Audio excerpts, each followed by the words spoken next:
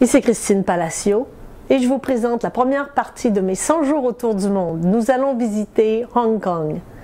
Hong Kong qui n'a pas été que ma porte d'entrée sur la Chine, mais bien sur le reste du monde. Après quelques 30 heures en transit à partir de Montréal, Hong Kong m'a donné tout le dynamisme dont j'avais besoin et qui allait m'accompagner au cours des 100 jours suivants.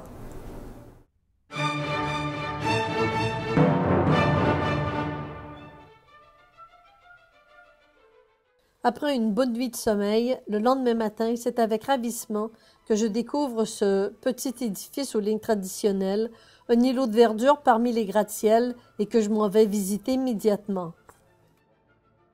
Sa jolie chute d'eau masque tous les bruits d'une ville déjà effervescente et bruyante qui s'est réveillée beaucoup plus tôt que moi et son mouvement m'entraîne. Dans ce quartier au cœur de Kowloon où je me suis installée, très peu de touristes. Tiens, ici on enveloppe les bâtiments. Malgré la hauteur de cet échafaudage, celui-ci, de même que les passages couverts sur le trottoir, tout est fait avec des tiges de bambou.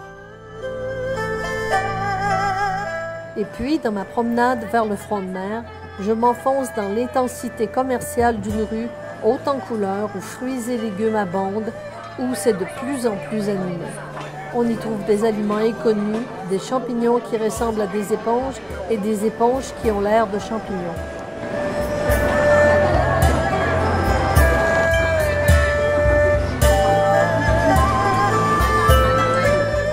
Il y a des poissons séchés de toutes les sortes, des légumes verts et variés bien frais, et puis la cuisine de rue qui s'active. Ici, on mange à toute heure du jour.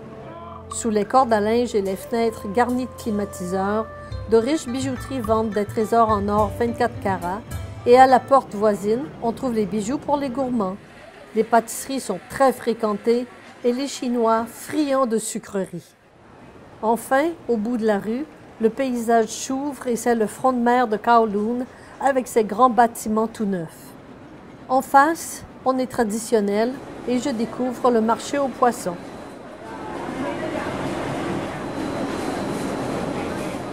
C'est la fin de l'année et Hong Kong se prépare à fêter Noël. Et oui, commerce oblige. Le bouddhisme est tolérant et respecte toutes les traditions. Pour visiter des lieux moins facilement accessibles, le tour guidé est idéal. C'est ainsi que je me rends sur l'île de Lantau pour y visiter le monastère de Po Lin et son célèbre Bouddha. La balade de 5,7 km en téléphérique permet un coup d'œil au-dessus des nouveaux développements immobiliers de l'île qui logeront les travailleurs de Hong Kong et du nouvel aéroport international.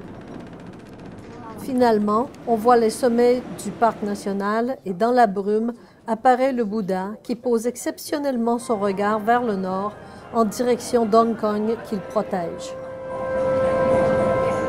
À l'entrée du monastère, l'arbre de l'illumination, l'arbre de Bodhi, est similaire à celui sous lequel le prince Siddhartha, le Bouddha, a atteint l'illumination. Et le temple est fréquenté par les bouddhistes locaux autant que par les touristes.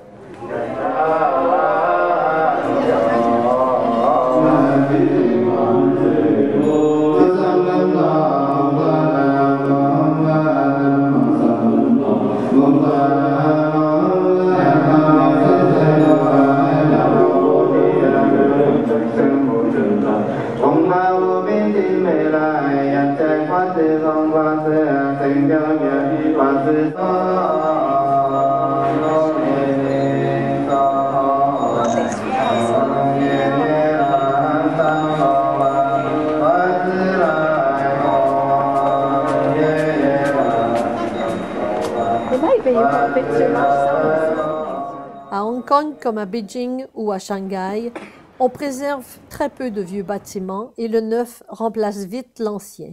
Ce sont donc les temples et les édifices religieux d'autrefois qui conservent un patrimoine en disparition dans une Chine en pleine modernisation.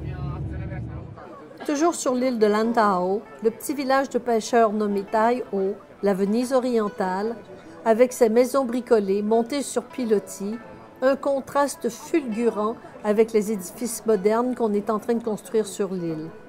Mais le village est encore authentique et il offre l'occasion de faire quelques images d'un temps bientôt révolu.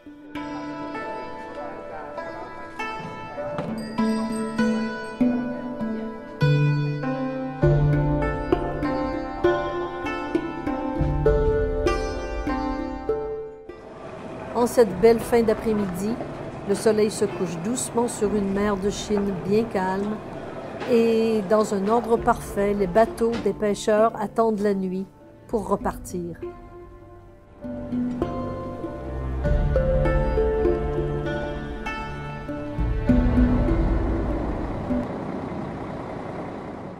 Le lendemain, visite de l'île de Hong Kong. Le temple Man Mo nous accueille. Man, dieu de la littérature, et Mo, dieu des arts martiaux. Bâti en 1847, c'est un des plus beaux temples de la région. Spirale d'encens étiquetée de prières et de souhaits de ceux et celles qui viennent y prier. Vasque géante de laiton, panneaux décoratifs de soie brodée, lampions, statuaires, éclairages, offrandes de fleurs et de fruits. Il y règne une atmosphère de paix et de piété. Juste à côté de la salle principale, une petite chapelle réunit un assemblage hétéroclite de divinités particulières aux croyances des fidèles, toutes plus mystifiantes les unes que les autres. Le bouddhisme ouvre ses bras à tous. Mais bientôt, c'est la fumée qui a raison de ma curiosité. En route vers le sommet du mont Victoria pour prendre un peu d'air frais. Sur une pente très accentuée, un funiculaire roule franchement bien et à une vitesse impressionnante, révélant à ses passagers des vues panoramiques imprenables sur Hong Kong et les célèbres édifices qui identifient son centre-ville.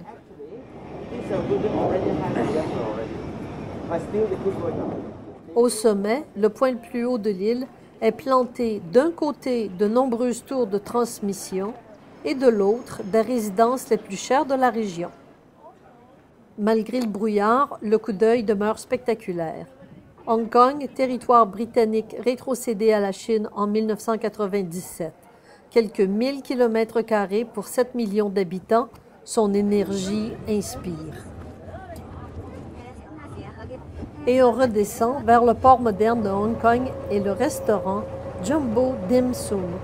Après un délicieux repas, c'est la visite du vieux port d'Aberdeen, étrange et surprenant contraste avec la richesse avoisinante qui s'élève en hauteur sur les rives. C'est un village de pêcheurs qui vivent sur leurs bateaux avec leurs familles. Les embarcations sont souvent rassemblées en îlots de 2, 3 ou 4 et s'y accrochent des radeaux ou de petites embarcations pour aller à terre.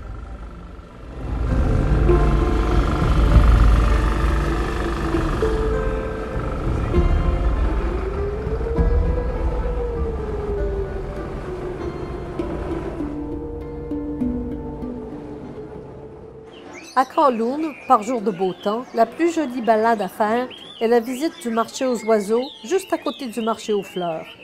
Il y a un petit parc densément vert où certains propriétaires d'oiseaux viennent y percher des cages pour permettre à leur animal de compagnie de prendre l'air.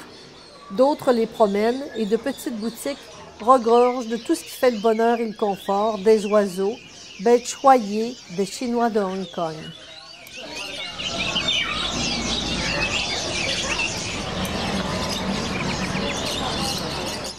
Amateurs de couture, pas question d'oublier un passage vraiment intéressant dans le quartier de la couture où vous n'en reviendrez pas de toutes ces boutiques qui s'alignent côte à côte sur plusieurs quadrilatères et offrent une quantité phénoménale de tissus, boutons, accessoires en tout genre.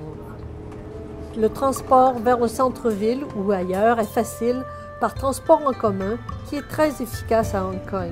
Un choix idéal car nous sommes le samedi midi seulement et la circulation piétonnière autant qu'automobile est déjà intense.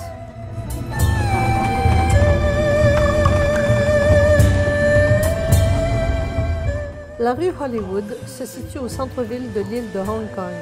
C'est un petit coin fréquenté par les touristes amateurs de jolis objets, rappelant des souvenirs d'une Chine historique, de sa culture et de sa politique.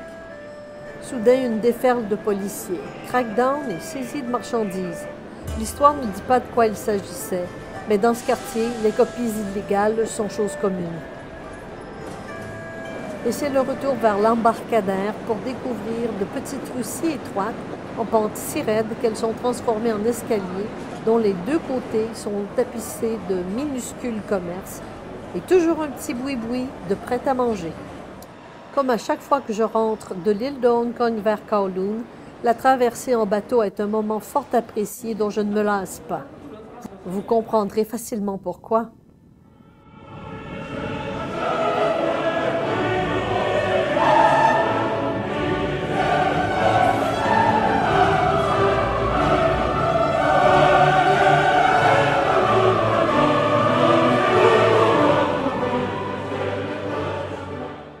La petite croisière d'une journée à Macao aurait sûrement profité d'un peu plus de soleil. Néanmoins, l'hybride d'aéroglisseur qui fait la traversée fend les vagues et le voyage est très confortable. Macao abrite toujours quelques anciens temples bouddhistes dignes d'intérêt et qui rivalisent auprès des touristes avec les temples du jeu de hasard. Vieux de plus de 400 ans, le temple de Hamma fait partie du patrimoine mondial depuis 2005.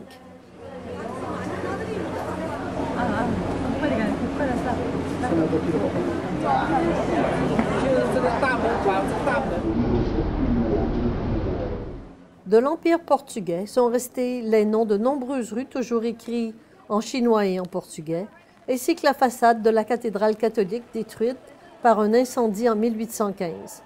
Mais le mauvais temps ne nous permet pas d'en voir davantage. Il faudra revenir.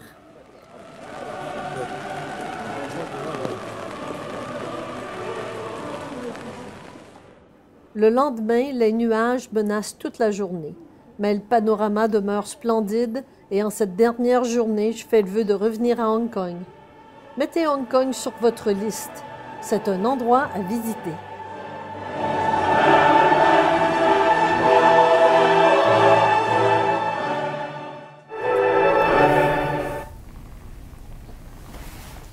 Si vous partez rapidement, je vous recommande chez Libre Expression le guide Top 10. Celui sur Hong Kong est particulièrement réussi. Et moi, je vous dis à la prochaine en Thaïlande.